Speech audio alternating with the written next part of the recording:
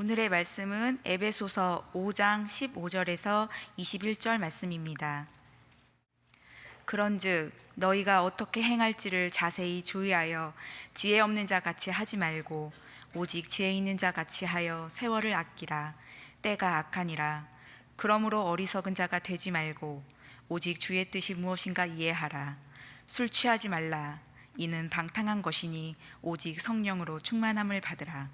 시와 찬송과 신령한 노래들로 서로 화답하며 너희의 마음으로 주께 노래하며 찬송하며 범사에 우리 주 예수 그리스도의 이름으로 항상 아버지 하나님께 감사하며 그리스도를 경외함으로 피차 복종하라. 아멘. 우리 옆에 있는 분들 보고 이렇게 인사하겠습니다. 오늘도 당신을 통해 예수님을 만납니다.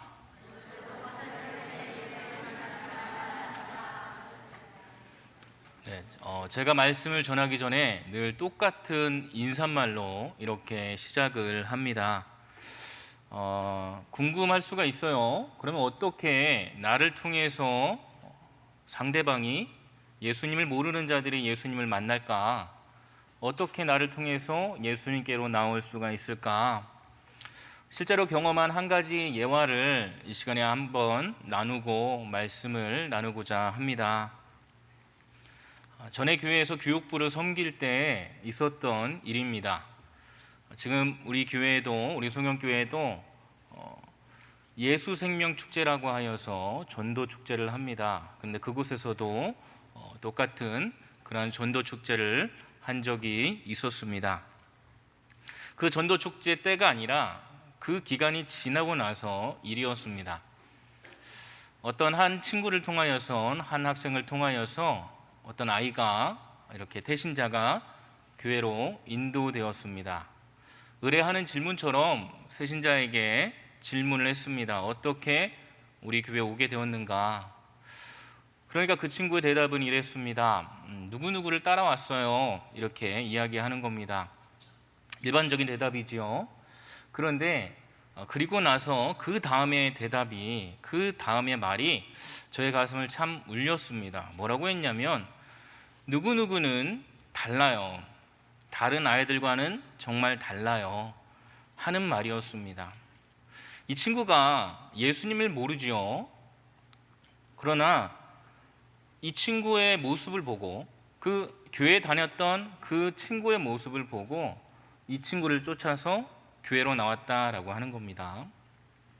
여러분, 우리가 전도한다라고 했을 때 사실 말로써 전도를 한다라고 많이 인식을 하는데, 사실은 우리가 전도한다라고 하는 것은요, 우리의 삶을 온전히 보여주는 겁니다. 어떤 삶인가요? 이전과는 분명히 다른 삶입니다. 아까도 말씀드렸지만 예수 생명 축제 때 왔던 친구가 아니라 한참 지나고 나서 이렇게 전도되어서 온 친구예요. 나중에 제가 궁금해서 물어봤습니다. 무엇이 다르니? 얘는 무엇이 다르니? 근데 이렇게 얘기하는 겁니다. 다른 친구는요, 교회에서 무슨 전도 축제를 한다라고 하면 거기에 데려가려고 엄청나게 잘해줘요. 그런데 거기 교회 갔다 오면은 잘해주는 게 뚝 그치더라라고 하는 거죠. 근데 이 친구는요, 달랐어요. 일부러 제가 안 갔거든요. 근데 그럼에도 불구하고 이 친구는 싫은 티를 내는 것이 아니라 똑같이 나에게 사랑을 주더라라고 하는 거예요.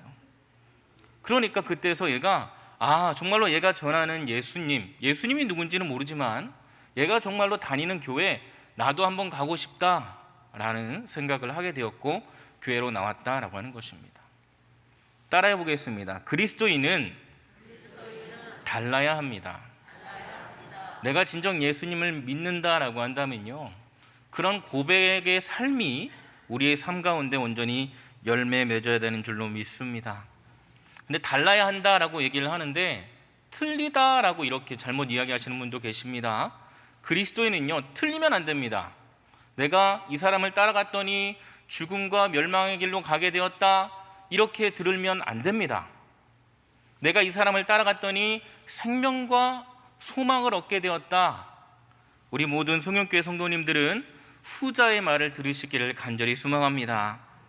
여러분들을 통하여서 아까 담임 목사님께서 말씀을 전해주신 것처럼 많은 이들이 생명을 얻기를 원합니다. 여러분들은 살리는 자가 되시고 죽이는 자가 되지 않기를 간절히 소망하며 기도하시기를 바랍니다. 예수 믿는 자로서 우리는 분명히 세상 사람들과는 달라야 합니다. 사도 바울은 에베소서에서 여러 번에 걸쳐서 예수 믿는 자, 그리스도인의 전과 후의 모습을 반복적으로 말해주고 있습니다. 과거와 현재 모습을 이렇게 대조하면서 보여주고 있습니다. 변화된 신분, 변화된 위치를 통하여서 이 그리스도인의 정체성에 대해서 알려줍니다. 성도들이 진정 어떠한 모습으로, 어떻게 변화된 모습으로 살아가야 되는지 사도 바울은 본서신에서 알려주고 있는 것입니다. 그리스도인이라고 한다면요, 그에 합당한 삶을 살아야 될 줄로 믿습니다. 이전과는 분명히 다른 모습이 우리 삶 가운데 나타나야 됩니다. 이전 것은 지나갔으니 보라 새 것이 되었도다. 너무나도 잘 알고 있는 말씀입니다. 그러나 이전 것은 지나가는데 아직도 이전 것에 얽매여 있다면 참 안타까운 모습입니다. 하나님을 본받아 우리는 의와 진리와 거룩함으로 지으신 받은 새 사람이 된 줄로 믿습니다. 그런데요, 에베소서 5장 8절 말씀을 함께 읽겠습니다. 함께 읽습니다. 시작. 너희가 전에는 어둠이더니 이제는 주 안에서 빛이라. 빛의 자녀들처럼 행하라. 성경에서도 말씀합니다. 우리가 예수를 믿기 전에는 무엇입니까? 어둠 속에 거하였다라고 하는 겁니다. 다시 말하면 죄의 종노릇하며 살았다라고 하는 것이지요. 그러나 예수님을 믿음으로 우리는 빛 가운데 살게 되었습니다. 빛으로 옮겨지게 되었다라고 하는 거예요. 성경 말씀처럼 빛의 자녀들로 살게 되었다라고 하는 것입니다. 빛은 어떻습니까? 빛은 어두움을 적대시합니다. 빛은 악을 대적하는 선으로도 말할 수 있습니다. 그래서 요한복음 8장 12절 말씀에 보니까 참 빛은 바로 예수 그리스도다라고 이렇게 증거해주고 있습니다. 참 빛은 예수 그리스도인 줄로 믿습니다. 우리가 그분을 영접함으로 말미암아 우리의 삶이, 우리의 위치, 우리의 신분이 어두운 곳에서 밝은 빛으로 옮겨진 줄로 믿으시기 바랍니다. 이것은요, 우리의 노력이 아닙니다. 우리의 공로가 아닙니다. 우리의 어떠한 그러한 것들이 아니라 오직 전적인 주권적인 하나님의 역사요 은혜입니다. 아까 말씀을 보니까 에베소서 5장 8절 말씀 보니까 그런데 여기서 끝이 아니죠. 더 중요한 말씀을 하반절에서 말씀하고 있습니다. 무엇입니까? 빛의 자녀들처럼 행하라 라고 하는 겁니다. 전에는 어둠 가운데 있었고 이제는 주 안에서 빛이 되었습니다. 그런데 빛이 되었다라고 해서 끝나는 것이 아니라 우리는 빛의 자녀들처럼 행해야 되는 줄로 믿으시기 바랍니다. 빛의 자녀들답게 그리스도인답게 그 합당한 삶을 우리가 살아야 된다라고 하는 것입니다. 그렇게 될 때 우리를 통하여서 이루시고자 하는 하나님의 구원의 역사를 온전히 경험할 수가 있습니다. 사도행전 오늘 우리가 읽지는 않았지만 에베소서 5장 11절 말씀 이하에 보면요, 그리스도인의 빛의 자녀로서 어둠과는 분명히 구별되어야 된다라고 우리에게 보여주고 있습니다. 어둠에 참여하지 말고 어두운 일에 우리가 현혹되지 말고 오히려 그것을 책망하라라고 이렇게 말씀합니다.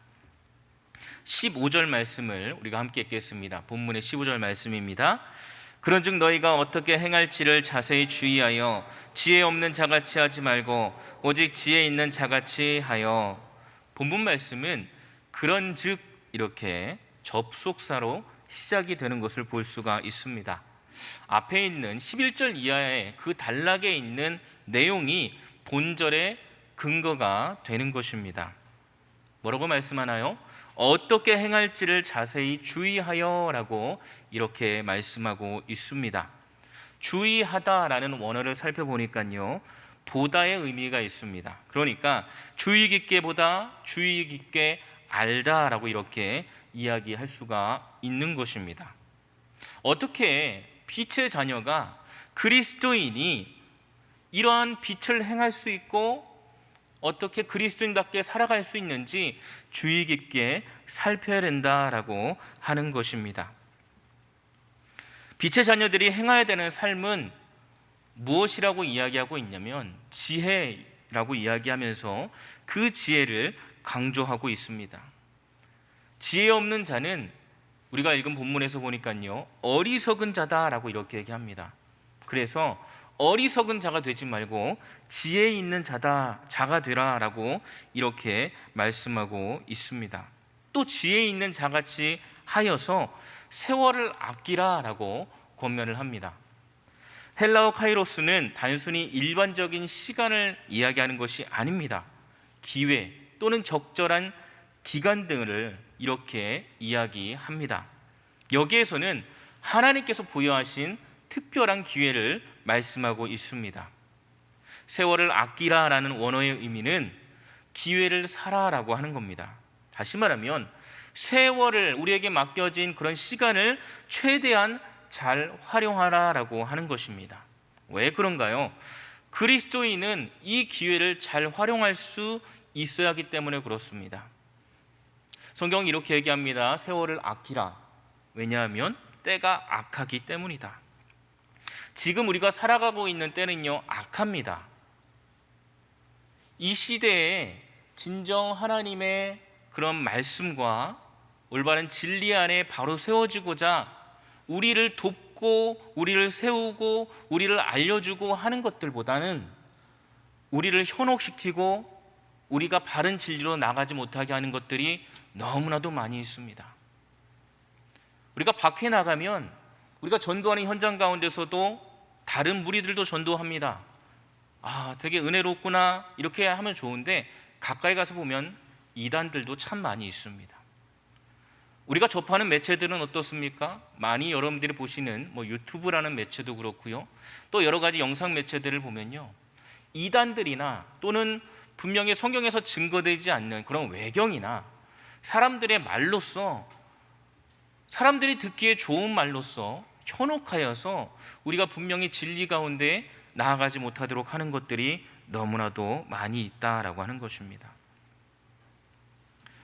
또 악한 때를 살아가는 자들은 신앙생활에 어려움을 당하기도 합니다. 물론 초대교회처럼 우리에게 육신적으로 또는 일제시대처럼 우리에게 강박을 주거나 그렇게 실질적으로 핍박을 주거나 하는 것들은 없지요. 그런데 알게 모르게 복음이 전파되고 진리가 바로 세워지는데 방해를 받습니다. 이럴 때를 우리가 지금 살아가고 있다는 것 누구보다도 잘 알고 계셔야 됩니다. 정말 우리가 경계해야 되는 것은 뭐냐면 무지함입니다. 내가 지금 어떤 때를 살아가고 있는가? 내가 지금 누리고 있는 시간이 얼마나 짧은 것인가?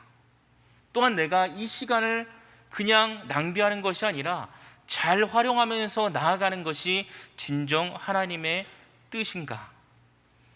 여러분, 우리가 하나님의 뜻 가운데 살아간다라고 하면서 무엇이 하나님의 뜻인지 우리는 지혜로 나아가야 될 줄로 믿습니다. 그리스도인은 무지함에서 벗어나 실제적인 하나님의 말씀을 온전히 이루고자 부단히 애써야 됩니다. 잠언 1장 7절에서는 이렇게 말씀합니다.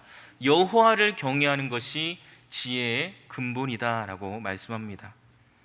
우리의 지혜는 위로부터 주어지는 지혜입니다. 그러니까 지혜의 주체가 누구십니까? 하나님이다라고 하는 거죠.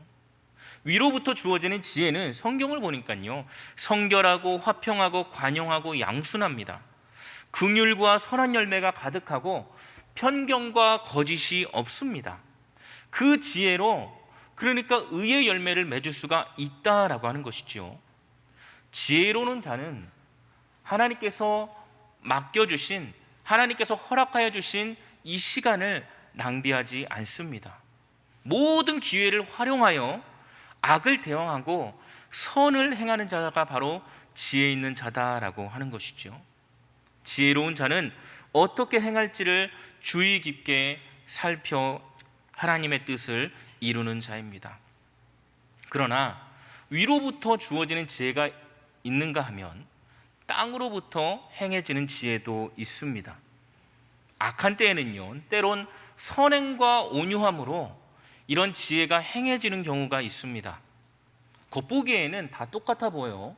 그러나 그 안에 독한 시기와 다툼이 있다면 이런 그곳에서 나와야 되고 꾸짖어야 되고 오히려 그 모임을 책망해야 되는 줄로 믿습니다.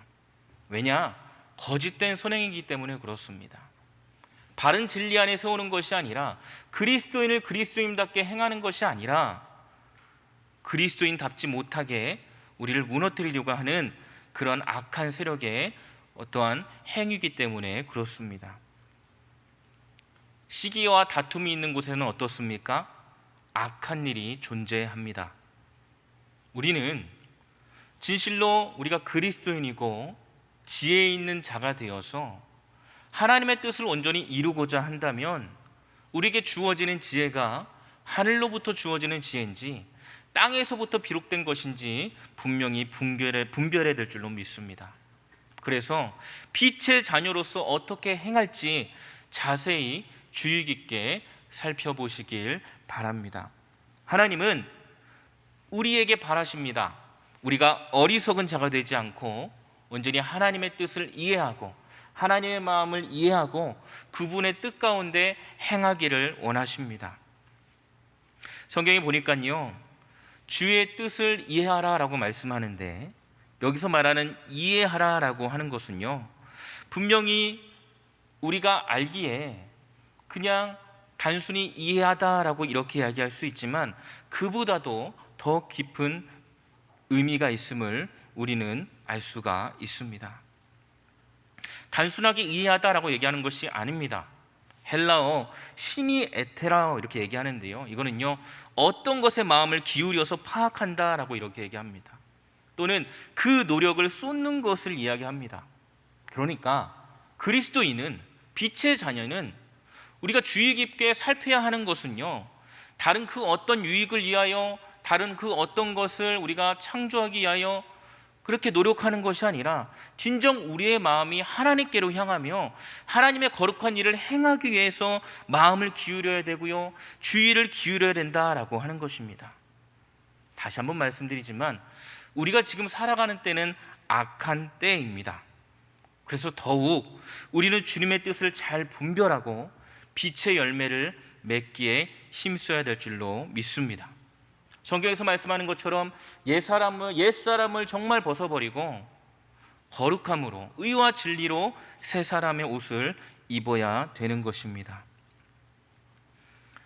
빛의 자녀들은, 지혜 있는 자들은, 그리스도인은 무엇보다도 분별할 줄 아는 그런 영을 가지고 있어야 됩니다. 근데 그러기 위해서는요, 우리가 어떻게 해야 되느냐? 내 힘으로 될 수 있는 것 아니에요.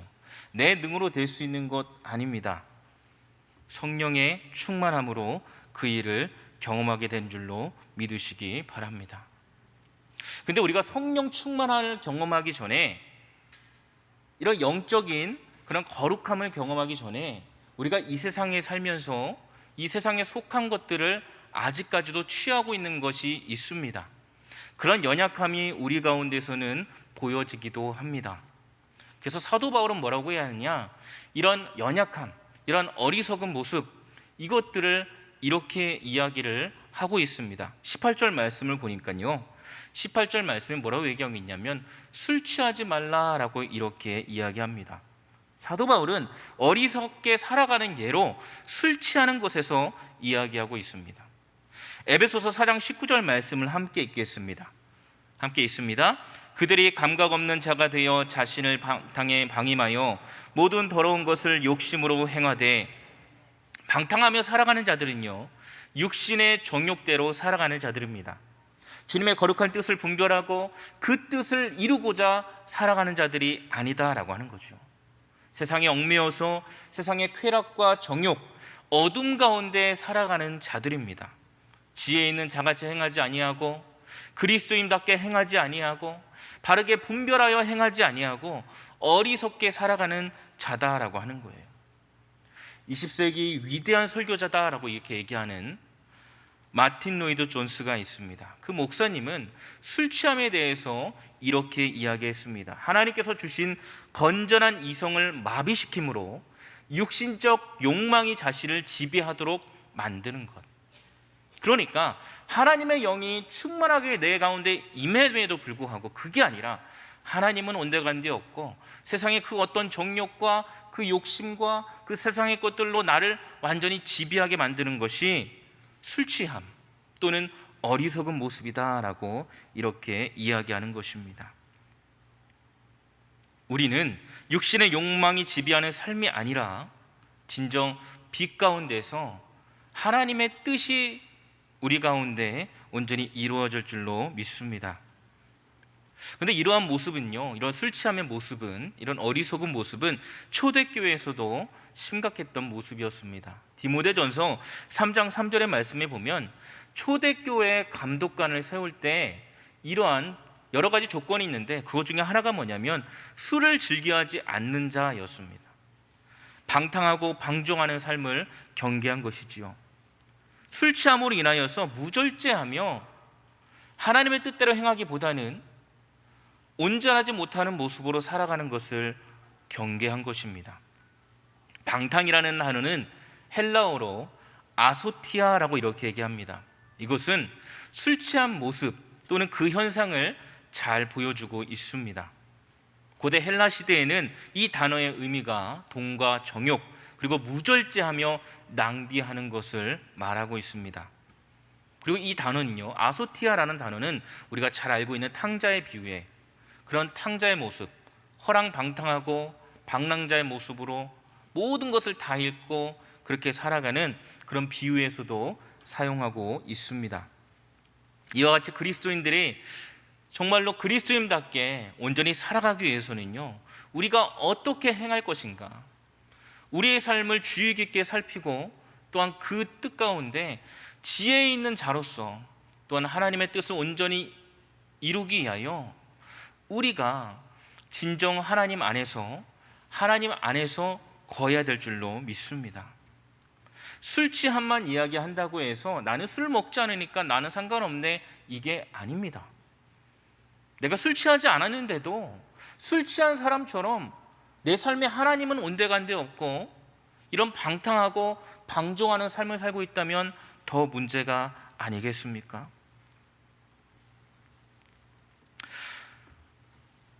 성경에서는 우리가 이 모든 것들을, 이런 어리석음을 해결하기 위해서 성령 충만해야 된다라고 말씀하고 있습니다. 성령 충만한 것과 술 취함은요, 어떠한 공통점이 있고요, 또한 차이점이 있습니다. 술 취함과 성령 충만은 어떠한 공통점이 있을까요? 감출 수가 없다라는 것입니다. 술 취하면 이 사람이 술 취했다는 것을 분명히 압니다. 그러나 성령 충만했다라고 하면 이 사람이 진짜로 충만한 분이구나라는 것을 나타난다라고 하는 것이죠. 오순절 마가의 다락방에 모였던 자들에게 성령이 임했습니다. 근데 성경에 보니까 그들의 모습은 마치 술 취한 자 같은 모습이었어요. 생전하지도 않았던 그런 이상한 말도 하기도 하고요, 갑자기 막 이렇게 흐느끼기도 하고 울기도 하고, 그냥 겉에서 보기에는 술 취했나? 기도하라고 모였더니 포도주 먹고 취한 거야? 이렇게 느낄 정도로. 그렇지만 분명히 차이점이 있습니다. 이것도 공통점이 될 수 있고 차이점이 될 수 있는데요, 그게 뭐냐면 영향력입니다. 술 취함의 영향력과 성령 충만의 영향력은 분명히 다릅니다. 술 취하면 어떻습니까? 영육이 피폐해집니다. 그러나 성령의 취함은 어떻습니까? 영육이 강건해지는 줄 믿으시기 바랍니다. 왜 그렇습니까? 성령이 내주하셔서 온전히 나를 다스리기 때문에 그렇습니다. 술 취하면 이성적으로나 정신적으로, 감정적으로 온전하지 않습니다. 안정적이지 않습니다. 제대로 나 자신을 통제할 수가 없습니다. 그러나 성령 충만하면 안정적입니다. 그 어느 때보다도 통제하며 이렇게 나 자신을 바로 세울 수가 있습니다. 왜 그렇습니까? 성령이 나를 지배하기 때문에 그렇습니다. 다시 말하면 그리스도인은, 우리 빛의 자녀들은, 지혜 있는 자는 무엇보다도 성령의 지배를 받기를 소망해야 될 줄로 믿으시기 바랍니다. 어떻게 성령 충만을 받았을까요? 물론 하나님의 주권적인 역사였습니다. 그러나 사도행전 말씀을 보니까요, 그들도 노력을 했습니다. 무엇을 노력했냐? 사모했다라고 하는 것이죠. 모여서 진실로 기도하면서 성령 받기를 사모했다라고 하는 것입니다.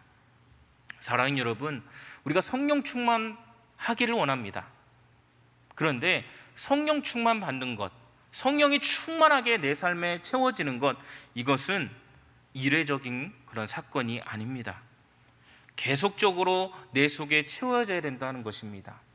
어떤 학자는요, 그리스도인의 삶이 밑 빠진 독에 물 붓기, 이렇게 얘기하시는 분도 있습니다. 뭐냐? 하나님께서 계속 채워주시는데 그 깨진 독으로, 깨진 그 어떤 구멍으로 우리는 자꾸 그 채워지는 것을 내보낸다라고 하는 거예요. 그러나 하나님은 어떻게 하십니까? 날마다 새 영을 부어주셔서 우리 삶 가운데 가득 채워주시는 줄 믿으시기 바랍니다. 근데 우리는 연약하여서 깨진 그런 부분으로 자꾸 그 은혜를 쏟습니다. 여러분, 이것은 인정해야 됩니다. 왜? 사람은 불완전하기 때문에 그래요. 사람은 완전하지가 않습니다. 우리가 신실한 것 같아 보여도, 거룩한 것 같아 보여도 우리 속에는 어떠한 문제가, 어떠한 더러움이 있는지 하나님만 아십니다. 근데 하나님은 우리를 너무나도 잘 알기 때문에 우리가 어려움이 있을 때 하나님께 구하게 하시는 줄 믿으시기 바랍니다. 우리가 어려움이 있어서 그것에 짓눌려서 너무나도 힘들다, 너무나도 어렵다라고 한다면 우리는 어떻게 해야 되느냐? 다시금 성령으로 채움을 받아야 됩니다. 그렇게 할 때 나의 삶에, 나의 어려움이 진정 하나님의 그 인도하심을 받아, 성령 하나님의 지배를 받아 충만함으로 평안함 가운데 거하시는 줄 믿으시기 바랍니다. 날마다 계속적으로 성령이 부어줘야 됩니다. 아니요, 이쪽으로 자꾸 빠지는데요. 그렇기 때문에 더 많이 성령이 부어줘야 됩니다. 여러분, 나의 연약함이 느껴진다 하면서도 하나님께 구하지 않는다면 여러분, 그 삶이 얼마나 참 안타까운 삶이겠습니까? 근데 분명히 나의 연약함이 느껴진다 한다면 진정 하나님 앞에서 하나님께 나아가 더욱더 나의 연약함을 구하고 이런 성령 충만의 은혜를 온전히 경험하시길 간절히 소망합니다. 그리스도인은 성령으로 충만함을 받는 자들입니다. 빛의 자녀들이 지혜 있는 자같이 행하기 위해서는요, 성령 충만함을 받아야 합니다. 그리스도인은 성령의 능력을 힘입고는 살아갈 수가 없기 때문에 그렇습니다. 우리가 성령 충만을 받을 때 비로소 하나님이 주신 올바른 지각으로 살아갈 수가 있습니다. 그리스도인다운 합당한 삶을 우리가 살아갈 수가 있는 것입니다. 그리고 어떻게 우리가 하나님의 뜻을 이룰지 주의 깊게 살필 수가 있습니다. 그리고 이 성령 충만한 삶은 여기에서 그치는 것이 아니라 우리 삶 가운데 어떤 현상으로 나타납니다. 19절 말씀을 함께 읽겠습니다. 19절입니다. 시작. 시와 찬송과 신령한 노래들로 서로 화답하며 너희의 마음으로 주께 노래하며 찬송하며. 성령 충만함은요, 거기에서 그치지 아니하고 찬송과 노래로 열매 맺음을 믿으시기 바랍니다. 우리가 찬송하는 것, 우리가 노래하는 것, 그 대상은 누굽니까? 우리 아버지 하나님이십니다. 우리가 하나님을 찬양합니다. 하나님께 노래합니다. 하나님께 고백합니다. 여러분, 어떻게 고백하지요? 감사로 고백해요. 기쁨으로 고백해요. 은혜로 고백합니다. 어떻게 이것이 가능한가? 하나님이 하시는 일, 이 모든 것들은 하나님께로부터 비롯되고 모든 일이 또 하나님께로부터 이루어진다는 것을 우리가 믿음으로 고백하는 것, 그렇기 때문에 우리가 하나님께 찬송할 수 있고 하나님께 노래할 수가 있는 것입니다. 모든 것 가운데 찬양할 이유를 주신 아버지 하나님께 찬송으로 영광을 올려드리는 것입니다. 또한 이렇게 말씀합니다. 범사에 감사해야 됩니다. 우리 주 예수 그리스도의 이름으로 항상 아버지 하나님께 감사하는 저와 여러분 되시길 소망합니다. 그리스도인은 어떠한 순간 어떠한 상황이라도 감사할 수 있어야 합니다. 언제나 베풀어 주시는 하나님의 은혜를 깨닫고 나아가며 이것이 감사로 표현되어야 될 줄로 믿습니다. 여러분, 감사하다는 것은 원어로 보니까 이 모든 것이 하나님께로부터 비롯되었다, 하나님의 선하신 일을 인정합니다, 그 은혜를 기억하고 고백할 수 있는 것이 바로 감사로 표현되는 것입니다. 사랑하는 여러분, 우리가 하나님께 감사할 수 있는 자들이 되기를 간절히 소망합니다. 어떤 분들이 이렇게 얘기해요. 저는 감사가 부족해요. 여러분, 왜 감사가 부족할까요? 그분의 형편과 상황이 참 어렵기 때문에 감사할 것들이 없어서 그럴까요? 아까 우리 권사님께서도 말씀하셨는데요, 여러분, 우리가 감사할 것은 멀리서 찾는 것이 아닙니다. 여러분, 우리가 나 같은 죄인이 지금 하나님을 아버지라 부를 수 있고, 나 같은 죄인이 예수님을 구주라고 고백할 수 있고, 내가 예수로 말미암아 복된 자다라고 이렇게 고백할 수 있는 것, 나는 죽을 수밖에 없는 죄인인데 하나님의 많은 자들 중에서 나를 택하여서 어둠 가운데 허덕이고 있는 나를 빛으로 인도해 주신 것, 그래서 나를 그냥 사는 것이 아니라 그리스도인답게 지혜 있는 자로서 성령 충만하여 하나님이 살 수 있도록 인도하시는 것, 여러분, 우리가 생각하면 이런 영적인 것뿐만이 아니라 모든 것들을 하나님께 감사로 나아갈 수가 있다라는 거예요. 내 상황과 형편이 어렵기 때문에 감사할 수가 없다? 여러분, 그것은 우리가 조금 더 생각해봐야 되고, 또한 그 모습을 진정 내가 하나님 안에서 하나님의 뜻을 이해하며 또한 하나님의 온전한 은혜를 누리며 살아가고 있는 것이 맞는가 생각해봐야 될 문제입니다. 우리가 주님의 뜻을 이해한다면 상황과 형편 때문에 좋고 안 좋고가 아니라 주님이 나와 함께 하시기에, 다른 이유가 아니라 예수 그리스도 때문에 감사할 수 있는 줄 믿으시기 바랍니다. 그런데 내가 노력한다고 감사하는 것 아니에요. 여러분, 이렇게 고백하시는 분들도 계세요. 저도 모르게 감사가 나와요. 혹시 들어보신 적 있습니까? 그렇게 고백해 보신 적이 있습니까? 저도 한번 해본 적이 있고요, 들어본 적이 있습니다. 왜 나도 모르게 감사가 나올까?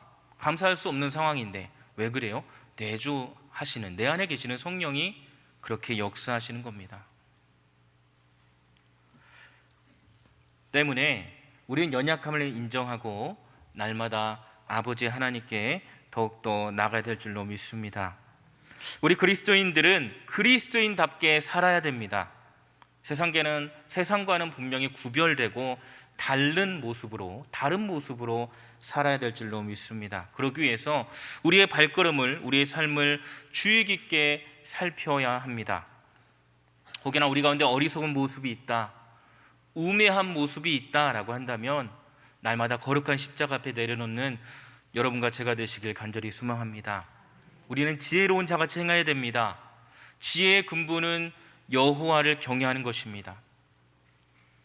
지혜롭게 살기 위해서는 무엇보다 성령 충만함이 있어야 됩니다. 성령의 지배를 받고 성령의 인도하심을 받고 성령의 다스림을 받기를 분명히 우리가 노력해야 될 줄로 믿습니다. 성령의 충만함을 받는, 성령의 다스림을 받는 그 공동체는, 그러한 자가 있다면 그런 공동체는 더욱더 하나님 앞에서 온전케 되어집니다. 그 안에서는 불평, 불만, 어떠한 부정적인 이런 언행이 없고요, 함께 찬송하고 하나님이 하시는 일, 하나님이 하실 일, 또한 우리가 하나님께 행한 일, 그 모든 것들을 간증하게 되며 또한 교제하게 되는 줄로 믿으시기 바랍니다. 두세 사람이 모인 곳에 나도 그들 중에 함께 있느니라 라고 말씀하셨습니다. 주님께서 그 가운데 함께 하신다면 우리가 진정으로 하나님께 예배할 수 있고, 또한 하나님께로 나아가서 더욱더 하나님이 기뻐하시는 일을 행할 줄로 믿습니다. 나아가 예수 그리스도를 경외함으로 상호 복종하며 섬기는 삶을 사시는 저 여러분 되시길 소망합니다. 교회는 이 악한 때라도 세상에 이런 모습으로, 이런 공동체로 존재해야 됩니다. 우리 공동체는 이렇게 세상에 빛을 내야 될 줄로 믿습니다. 세상에는 많은 교회들이 있습니다. 우리나라에도 많은 교회들이 있습니다. 우리 교회를 어떻게 하면 더 빛나 보이게 할 수 있을까? 여러 가지 영상 매체를 통해서 홍보하는 것이 아니고요, 교회 구성원인 진정 이 송영교회 성도 한 명 한 명이 변해야 됩니다. 달라져야 됩니다. 내가 빛이 될 때 어둠 가운데 있는 자들이 빛을 찾아오는 것 믿으시기 바랍니다. 그렇게 될 때 진정 하나님이 기뻐하시는 우리 교회, 또한 우리 모든 성도들, 또한 우리가 그렇게 그리스도인답게 살아갈 수 있는 줄로 믿으시기 바랍니다. 우리 각자가 빛의 자녀들로서 그리스도인으로서 합당하게 그런 모습으로 살아가기 위하여 어떻게 행할지를 깊이 기도하고 고민하며 주의 깊게 행하고 하나님의 뜻을 이루시기를 간절히 축원합니다. 기도하겠습니다.